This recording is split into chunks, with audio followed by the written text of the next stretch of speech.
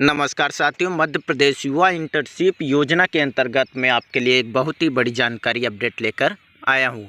और जानकारी में आपको आगे जिलेवार रिक्त पदों की जानकारी भी दी जाएगी एवं फार्म का फॉर्मेट एवं किस तारीख तक आप फॉर्म भर सकते हैं, सभी जानकारी आपको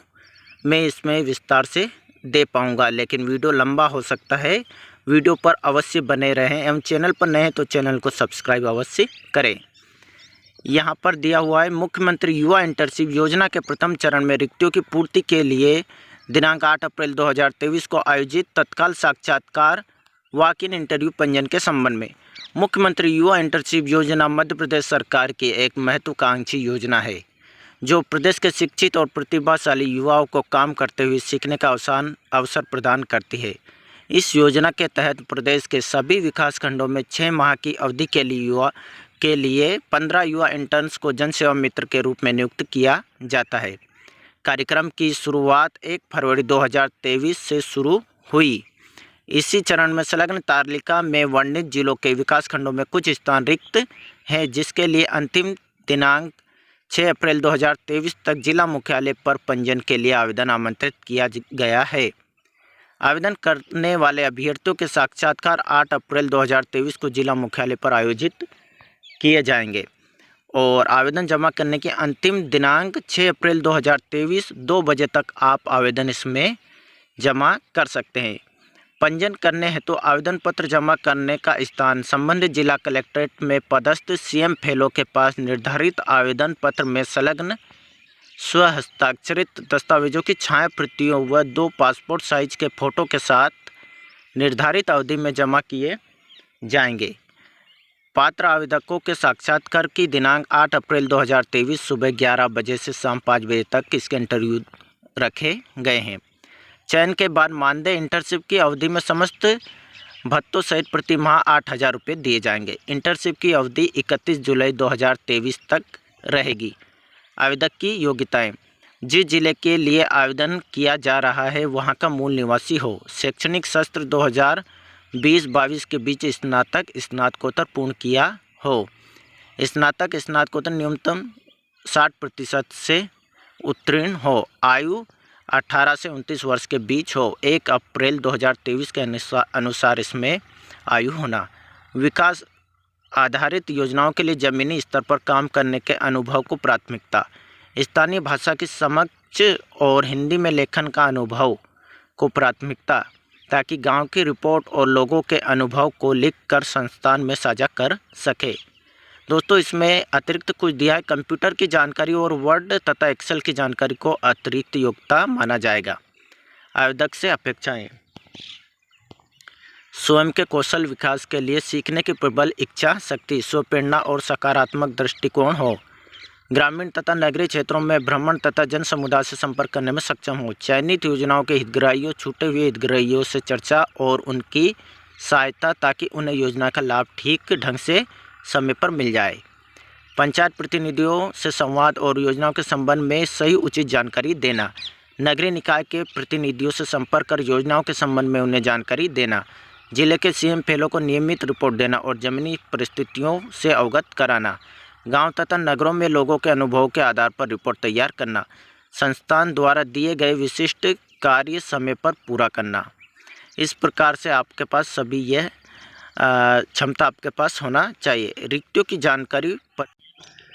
दोस्तों मैं आपको जिलेवार जानकारी दे रहा हूं। इसमें डायरेक्ट हो सकता है मैं विकासखंड का नाम भी ले सकता हूं, इसलिए वीडियो लंबा ना हो इस कारण। नीमच में 3, मनासा में 2, अलीराजपुर में 32 हैं, भौरा में 10, जोबट में 4, काटीवाड़ा में 1, सोंडवा में 6, उदयगढ़ में 6, 11, इंदौर मऊ में 19, सांवेर में 9, जबलपुर में 2, कुंडम में 1, शाहपुरा में 5, सिहोरा में 4, झाबुआ में 1, मेघनगर में 9, रामा में 1, रानपुरा में 1 और यहाँ पर अनूपपुर में, पुष्प राजगढ़ में 3 और बालाघाट के भैयर में 9, किरणपुर में 2, लांजी में 12, पारसवाड़ा में 1, वारासिवनी में 1 और कटनी में रीठी में 4, विजय राघवगढ़ में 1 और बड़वानी के निवाली में 1, पानसेमल में 3, ठीकरी में 2, और इधर खंडवा बलड़ी में 5, खंडवा बलड़ी में टोटल 5, खंडवा में 3, खरगोन में, भगवानपुरा में 3, गोगांव में 1, मंडला में, बिजडंडी में 5, घुघरी में 10, मवई में 2, नैनपुर में 9, नारायणगंज में 4, बैतूल के चिचोली में 1, शाहपुरा में 3, भिंड के मेहगांव में 3, बुरहानपुर में 7, खकनार में 5, छतरपुर के बिजावर में 2, बुकसवा में 2, छतरपुर में 2, छिंदवाड़ा के अमरावा में 8, बिछुआ में 4, नर्मदापुरम में केसला 7, नर्मदापुरम में 2, इसके बाद पिपरिया में 2, और नीचे जैसे मैं स्क्रॉल डाउन करता हूँ और जानकारी आपको देता हूँ, सोहागपुर में 1, चौरई में 1, हरई में 11, मोखेर में 7, पंडुरा में 1, परासिया में 6, तमिया में 13, नरसिंहपुर छावरपाता में 1, नरसिंहपुर में 1, निवारी में 4, रायसेन जिले में सांची में 2, उदयपुरा में 1, सागर देवरी में 1, राहतगढ़ में 2, सागर में 2, और यहाँ पर दमोह में तेंदुखेड़ा में 4, देवास बागली में 5, देवास 10, कन्नौज 2, टोंक में 4, यह है सतना के नागौद में 1,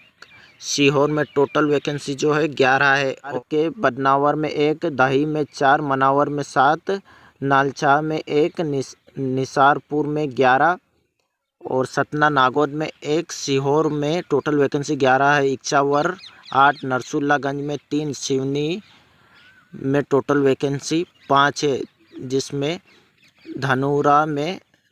में 2, कोरई में 3, शिवपुर में 1, शिवपुरी नरवर में 1, और डिंडोरी में अमरपुर में 2, करंजिया में 9,